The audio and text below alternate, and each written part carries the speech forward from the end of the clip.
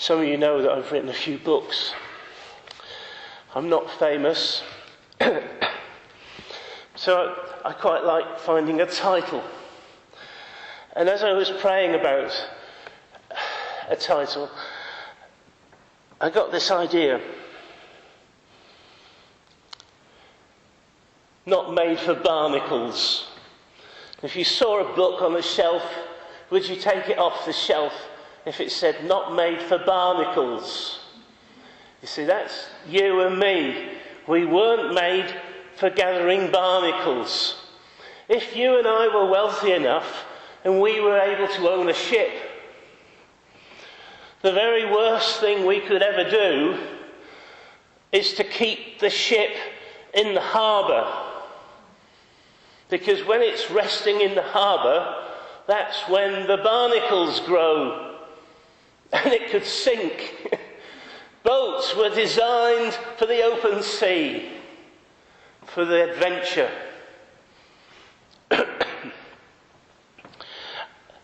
I'm mixing metaphors a little bit tonight, because the Bible talks a lot about journeys, because we are pilgrim people, and the Bible does talk quite a lot about water and rivers. But I'm also introducing a new thing about sat-navs, which is a modern thing. It's all about guidance. I often find obscure verses. I'm sorry about that. But one that I found recently that's made a great impact on me was this one. It's tucked away in the book of Psalms, and it's verse 19. Your way was through the sea, your path through mighty waters, but your footprints cannot be traced. Apparently the Jews didn't like water in the open sea. It can be a very treacherous place. And when you have to travel across the oceans, it's full of great risks. But God tells us that our path is through those mighty waters. And we haven't got any way of tracing the footprints. I want to start by sharing just a few thoughts of some of the signs that may be an indication that we have picked up some spiritual barnacles. What about sinful patterns of behaviour that never get confronted and changed? What about abilities and gifts that never get cultivated and developed until weeks become months and months turn into years, and one day you're looking back on a life of deep, intimated, gut-wrenching, honest conversations you never had. Great, bold prayers you never prayed. Exhilarating risks you never took. Sacrificial gifts you never offered. Lives never touched. And you're sitting in a recliner with a shriveled soul and forgotten dreams. You realise there was a world of desperate need and a great God calling you to be part of something bigger than yourself. You see the person you could have become, but did not. You never followed your calling. You never stepped into the unknown. Does fear paralyze you? It paralyzes many people. But what I want to tell you as we are on the cusp of a new year is about the power of stepping into the unknown. I tend to worry a lot these days about taking journeys. Even though I have a sat-nav, I always look on my desktop on the AA site or the RAC and get a printout.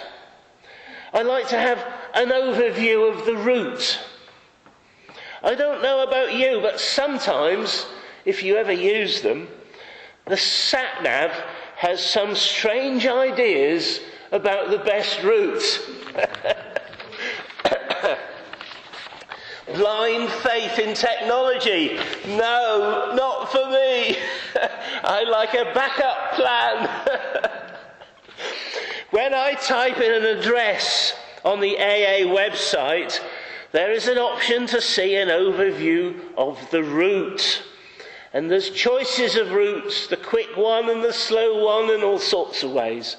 If you select that, it will give you all the details of your trip. There may be lots of instructions. Travel 13 miles on the A14.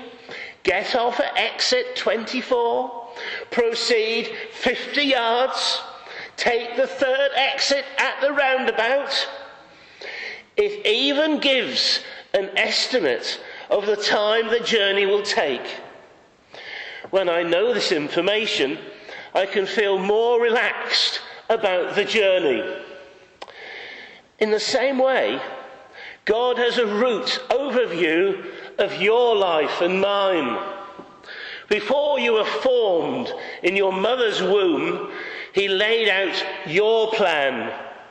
He not only knows your final destination, but He knows the best way to get you there. But one difference between God and a sat-nav is that God does not provide you with an overview of His plan for you. He does not tell you how it's going to happen, how long it's going to take, where the funds are coming to you from, who you're going to meet. He leads you just one step at a time. If you will trust Him and take that step into the unknown, not knowing how it's going to work out, then He will show you the next step. Step by step, He will lead you into your destiny. The challenge is, we like to know the details. We would not have any problem taking the step of faith, starting that new business, going back to college, forming a new relationship, or even planting a new church. If we knew where the money was going to come from, how long it was going to take, that the right people would be there, if we had all the details, it would be easy, wouldn't it, to step out in faith. But here's the key. God does not give us details. He's not going to show you a blueprint or a map for your whole life. If you had all the facts, you would not need any faith. He is going to send you out not knowing everything. If you will have the boldness to step into the unknown, do what He is asking you to do, doors will open, which you could never have opened. The right people will turn up, and you'll have the funds and the resources that you need. The Bible puts it this way in Psalm 119 and verse 105. God's word is a lamp unto our feet and a light unto our path. Now, a lamp implies that you have just enough light to see in front of you. God is not giving you the light for the next 50 years. It's like the headlights on your car. When you're driving at night, You can only see in your headlights on a clear night about 100 feet in front of you. You don't pull over because you can't see your destination 50 miles away. You keep driving. As you go further, so you see more. Will you take the next step with the light you already have? If you're waiting for all the details, you're going to be waiting your whole life. We all want to be comfortable, but being in God's perfect will make you a little uncomfortable at times. There's a little healthy tension to where you have to stretch, you have to pray, and you have to believe when you're not sure that it's going to work out. That's when you're growing. That's when you're learning to trust God in a greater way. God is not just interested in the destination. He's teaching you along the way. He's getting you prepared. He's growing you up. On purpose, God will put us in situations where we're in over our heads, where our friends and family can't help us, where we don't have the experiences. Too often we want to step back and say, I'm too nervous. What if it doesn't work out? God knew you would be nervous. He knew you wouldn't feel qualified. That's a test. Are you going to talk yourself out of it? Are you going to let the fear of what you can't see hold you back? Or are you going to be bold and step into the unknown? It's in the unknown where miracles happen. In the unknown is where you develop abilities that you didn't know you had. The unknown is where you will accomplish more than you ever dreamed. Just because you didn't have the details does not mean that God doesn't have them. He has the overview of the whole route you're taking. He would not be leading you there if he didn't have the favour and everything you need to go to get you to the next level. One thing I like about my sat-nav is that it gives me exact details. Go 6.8 miles on the A47. Then it counts down the whole way until you get to your turn-off point. But God is just the opposite. He will just instruct you to go down the road. The first thing we do is ask for details. How far do you want me to go? No answer. What do you want me to take? No answer. Who's going to be there to meet me? No answer. Can you endure the silence of not knowing anything? Will you trust God even though you don't have all the details? Will you take the step of faith even when you're uncomfortable? Even when you're not sure how it will work out? Now, this is what Abraham did.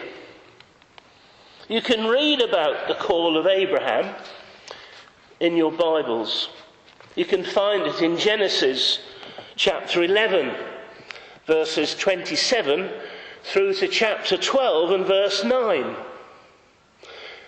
You might recall God told him, you may remember, to leave the place he was living, pack up his family, his belongings and his animals, and head out to the land that God was going to give him for his inheritance. The only problem was God didn't give him any details.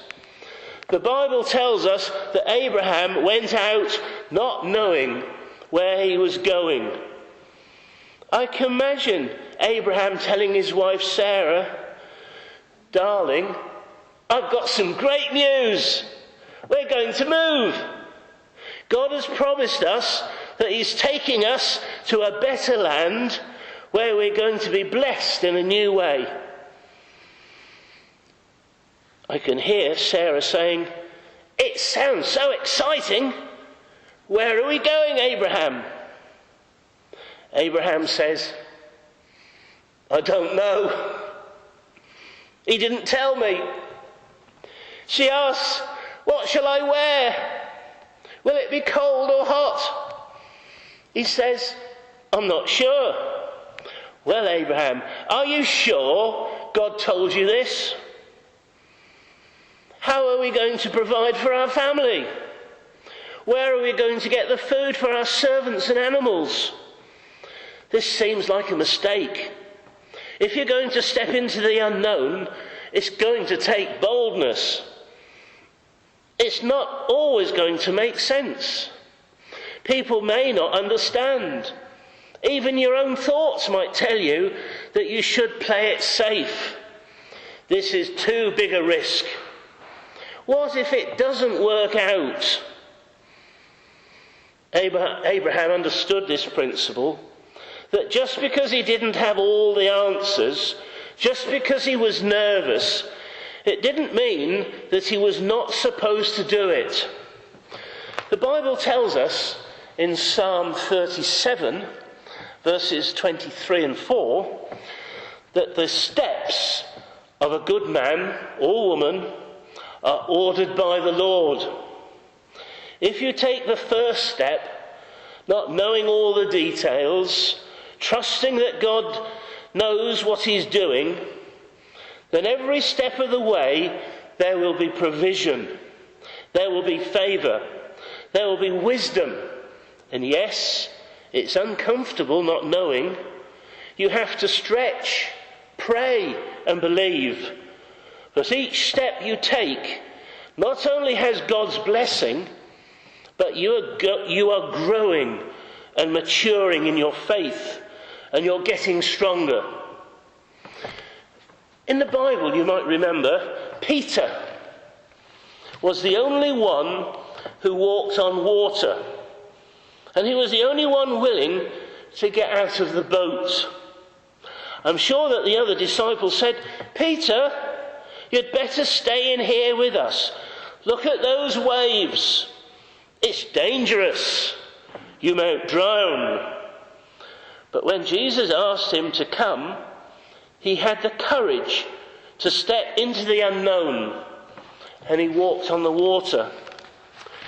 "Well, John, what are you saying?" "Well, he sank. But he walked on water more than you. He walked more than me." What's familiar? Staying in the boat. Although that's comfortable, instead of being a blessing, it can become a curse. Familiarity can keep you from your destiny. What you're used to, how you were brought up, the job you've been doing for years. Don't let your comfort stop you from becoming all God wanted you to be. If Abraham had put his comfort before fulfilling his purpose, we would not be talking about it now. You cannot play it safe your whole life and reach the fullness of your destiny. Don't let the what ifs talk you out of it. What if I fail? What if they say no? What if I don't have the funds? You will never know unless you try. When you come to the end of your life, will you have more regret from the risks that you took or the risks that you didn't take? What if I don't get into this new relationship and I get hurt again? That's what happened to me last time. What if you get into it and you're happier than you've ever been? What if it's a divine connection? What if I take this position and I'm no good at it? What if I'm not successful? What if you take it and you excel? What if you discover talent you didn't know you had? What if you open doors to more opportunities? I can tell you, every significant accomplishment in my own life, every major victory along the way, I've had to step into the unknown. And if there was time, I would give you several examples of that from my own life. But when we feel weak, that's when God enables us.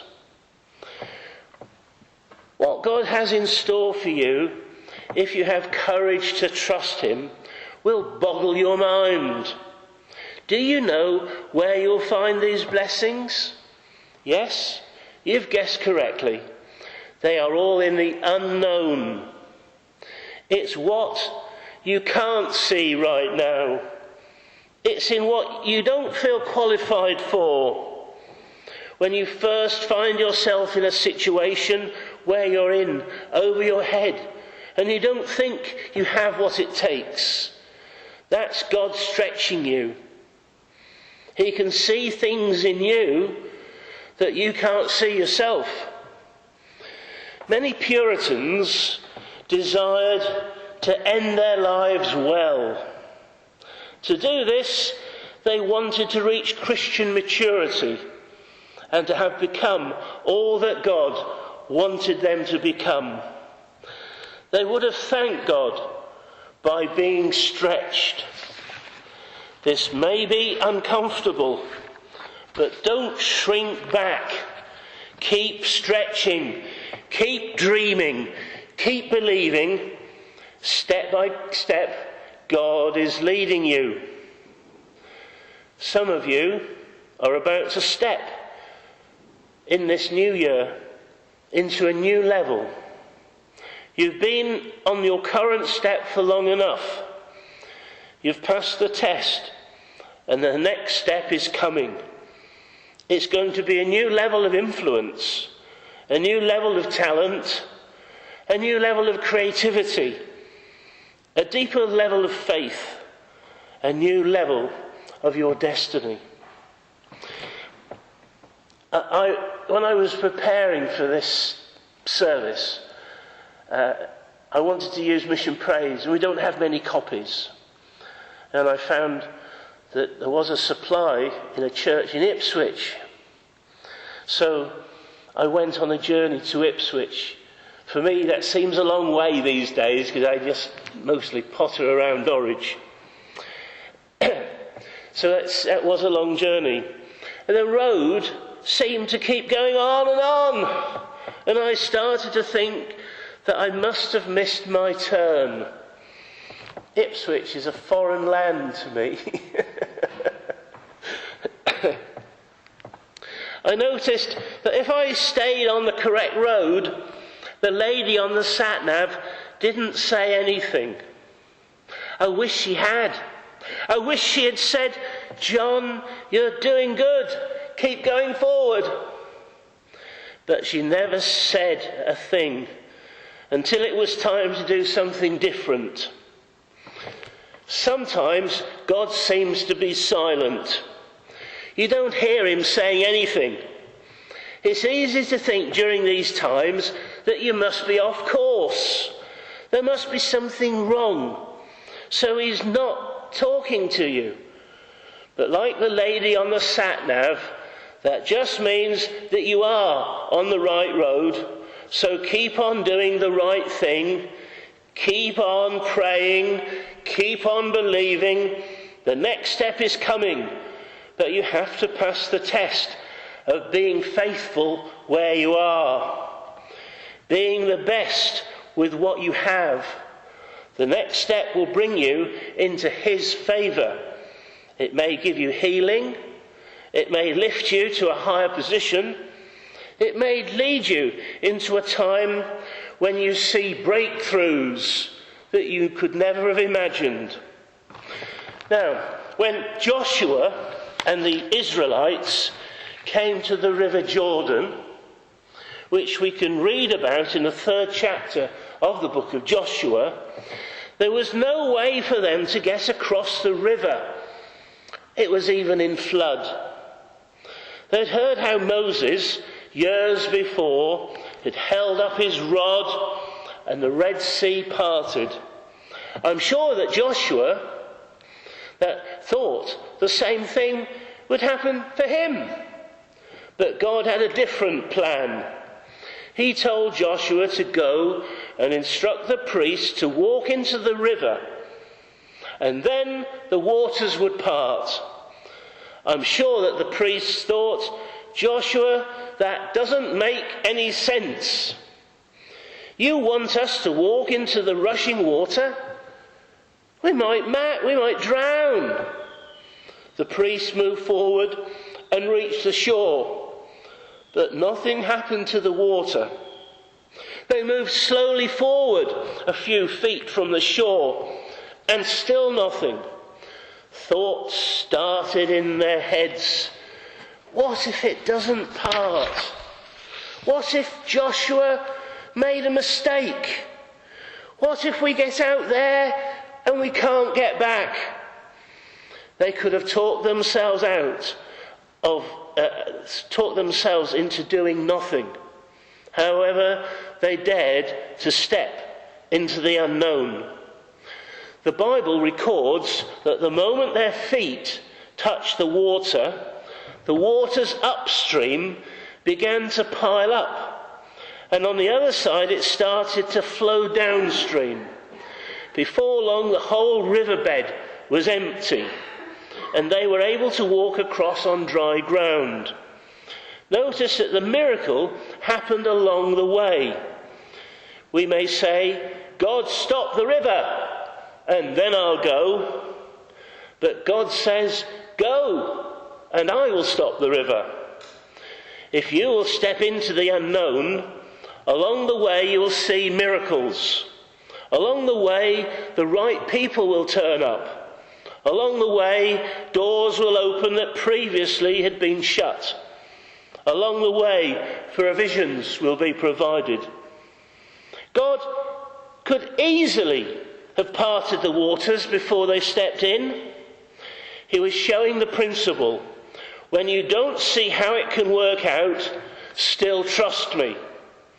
We may hear every voice that you hear every voice saying that you had better play it safe. But you must take that step of faith and do what God is asking you to do. When you do this, you will see your River Jordan part. God on purpose puts us into situations where we can't do it on our own. It looks impossible, but that's a test of your faith. If we stay in the boat, we will never walk on water. We'll never see the fullness of our destiny. If God had parted the water in the first place, that would have been a whole lot less stressful for them. They wouldn't have stretched their faith, and their faith would not have been tested. Their prayer life would not have deepened. But here is the key. God uses the journey to get us prepared for where we're going. When you have to stretch your faith, believe that He's making a way when there seems to be no way. Thank Him that things are changing in your favour. Thank Him that your spiritual muscles are getting stronger. You are developing a greater trust and confidence in God. I recently came across this example from the climax of the movie Indiana Jones and the Last Crusade. Have you all seen it? Indiana has to pass 3 supreme tests to reach the Holy Grail and save his father, who is dying. The first test is the breath of God. As he walks down a corridor, Indiana must bow down at precisely the right moment to keep from having his head cut off by large resolving metal blades. The second test is the Word of God. Jones must walk on just the right stones, the ones that spell God's name in Latin, to keep from falling through the floor to his death. But the third test, the path of God, is the most difficult. Indiana comes to the edge of a large chasm, about 100 feet across and 1,000 feet down. On the other side of the chasm is the doorway to the Holy Grail.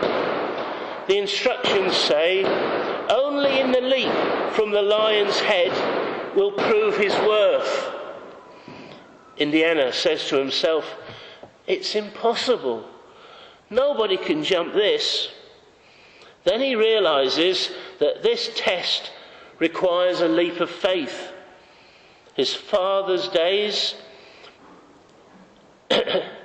you must believe, boy, you must believe.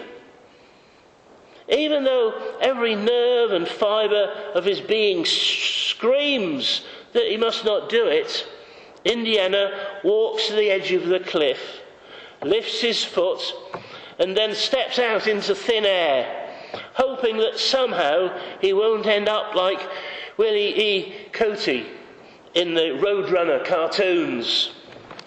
If you have seen the movie, you know what happens next. Indiana does not plummet to his death, but is upheld by an invisible force. The writer of the book of Hebrews reminds us that without faith, it's impossible to please God. How much faith is required? Good news, not perfect certainty. Indiana Jones can have doubts. He can have a whole carver full of them. How little confidence he feels doesn't count against him. And that is surely a good thing, because if the beads of sweat on his forehead are any indication, he's not a pillar of certainty. He needs only enough faith to take a step. He needs only enough faith to put his life on the line. For the most part, it's a matter of will. If he is willing to act as if a bridge will be there, the bridge will be there. He will not fall, but he has to take the first step. If he does not take the step, he will never know. And doing that is a very difficult thing. And when I've got enough people to sign up, if you want a leaflet, do take one. I'm hoping to run a course in the next few weeks, which is based on a book written by John Ortberg called If You Want to Walk on Water, You've Got to Get Out of Your Boat. It's a DVD course, and it's hard to do. So if you join up with others, you might find it a little bit easier, because they can encourage you. But if you're interested, please see me, and I'll be glad to give you more details. I just want to end with a story that may be familiar with us all. There was a young Jewish girl in the Bible called Esther. Do you remember? She was an orphan. She didn't come from an influential family. God brought her up. Now she is queen, living in the palace. A man named Haman tried to secretly pass a law that would get rid of all the Jewish people. Esther's uncle came to the palace and told her of the plot. He told her that she had to go and see the king and tell him what was going on. The problem was that in those days, if you approached the king without him holding up his golden rod of office, you could be killed. Esther said that she couldn't do that. What if the king didn't hold it up? That would be the end of me. God was asking her to step into the unknown. But the what if started coming into her mind. What if he didn't hold it up? What if he gets upset? What if he's in a bad mood? Just when she was about to talk herself out of it, her uncle said, Esther, if you remain silent, deliverance for the Jews will come from someone else, but you and your family will perish. And who knows that you've come to the kingdom for such a time as this? God was saying, Esther, if you don't want to do it, fine. I'll get someone else. But the problem is, Esther, you will miss your destiny. This opportunity will not come this way again. This was her chance to leave her mark. It was a now and for never moment. She said in chapter 4 of the book of Esther, I will go before the king. If I perish, I perish. But I will not let this moment pass. Esther stepped into the unknown. If you remember the story, she not only had favour with the king, but she was able to deliver her people. She became one of the heroes of faith that we see in the list in Hebrews chapter 11. Like Esther, we all have opportunities that won't pass our way again. 2018 is here. Hallelujah! It's a year bursting with opportunities. It's fantastic. Who with me is going to step into the unknown? Who believes in a great and powerful God who's more than able to take you? Whatever comes your way, some of us are getting older. I have less runway in front of me than there is behind. But I'm going to trust God for each step of the way. Will you do that too? It may make a big difference with the people that you're living with. It may impact friends and family. If you're in a church, it may impact your church. This is what I'm praying for this church to do this year, to step into the unknown, trusting in an almighty God. And I would like us to sing a wonderful hymn now. Can we? And I want to shut up. What about Great is Thy Faithfulness? How would be that a good rousing hymn to finish with? It's 200, yes.